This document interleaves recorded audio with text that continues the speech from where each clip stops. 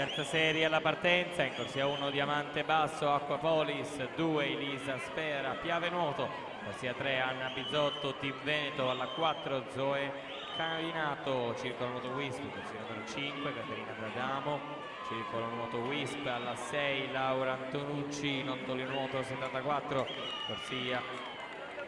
scusa, Rinascita Team Romagna, alla 7 Eva Speranza, Nottoli Nuoto 74, in corsia numero 8 Giulia Tolino, Team Veneto